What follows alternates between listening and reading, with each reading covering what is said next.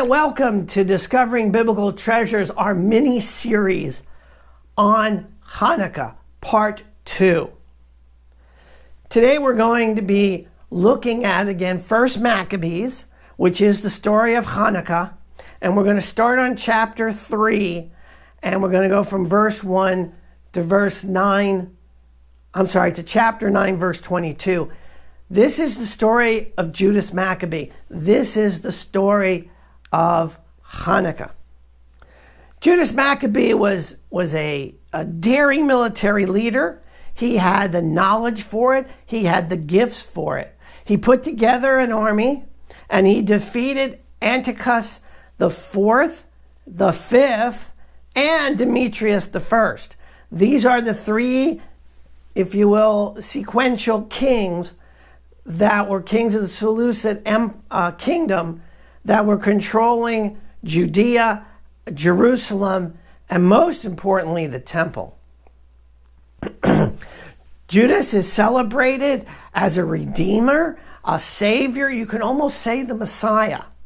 But since the Greeks weren't, well, they were kind of kicked out, as you'll see through the history, it's an interesting story.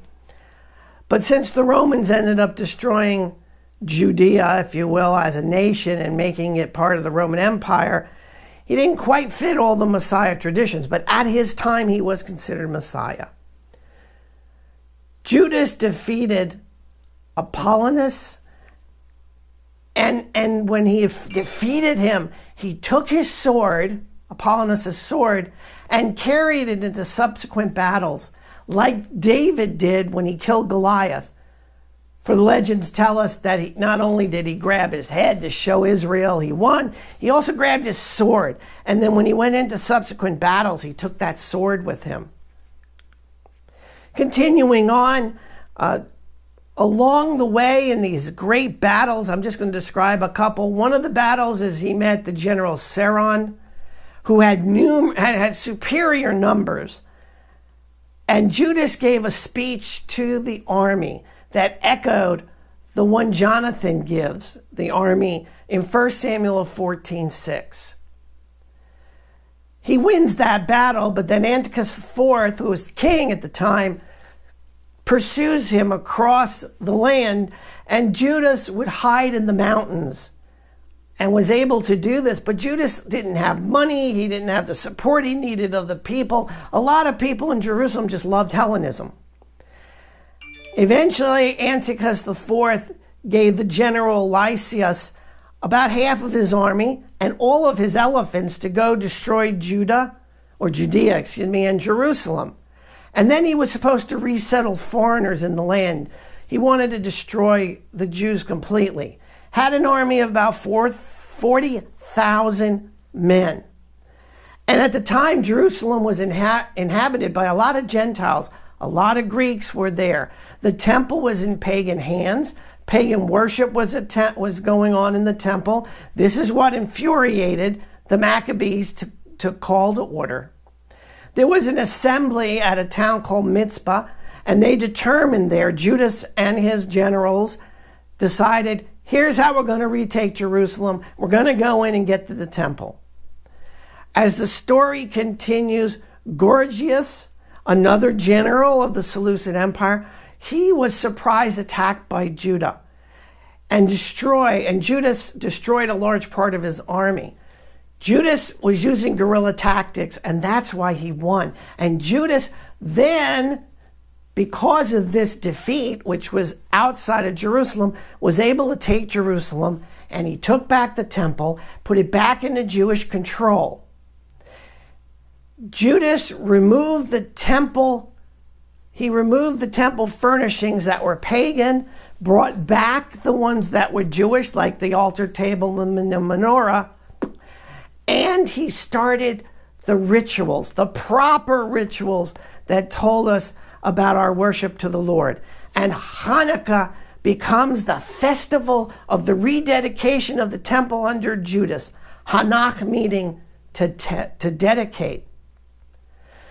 Antiochus IV had pillaged the temple, but it was Judas who restored it. The rededication of the temple, and this is where Chanukah comes, December 14th, 164 BCE, 3 years to the day when it had been defiled. The dedication lasted for 8 days. They did the 8 days because the first temple was dedicated for 8 days in 1 Kings chapter 8, and Hezekiah, it also rededicates the temple in 2 Chronicles. The second temple, same thing. Judas declares an annual observance of 8 days starting on the 25th day of the month of Kislev. But here's the shocker. No mention of the story of the oil, the miracle of the 1 day of oil lasting for 8 days. So where did it come from? After an extensive search, we find that it came from the Talmud, from Tract Shabbat, and that's where you find the story. So you can actually ask the question, did it really happen? The oil, or is it a story that developed as a Semitic story over the years? Either way, we still celebrate that. To finish up, Judah, the war wasn't over when he won the temple back and he got Jerusalem, as I was taught when I was a kid, and you might have been taught. Judas turns around and attacks Idumea, Ammon, Gilead, Galilee, to the coastal plain. He goes to take back the land. But there was the citadel I mentioned earlier in the last episode. The citadel was still there in Jerusalem. It was still in Greek hands. And until Antiochus IV died, Judas did not attack it. He does eventually. The citadel is captured in 141. It's dismantled by Simon, Judah's brother. Judah's army starts to lose battles. They came close to a defeat, but a peace treaty was put together and accepted between the Seleucids and Jerusalem. The temple ended up back in the priests' hands, but unfortunately the priests that were loyal to the Seleucids. Judas sought and tried to get, and did, I should say, an alliance with the Romans, and Judas then dies in March of 160 BCE. We're not sure why, but probably because he got wounded in battle.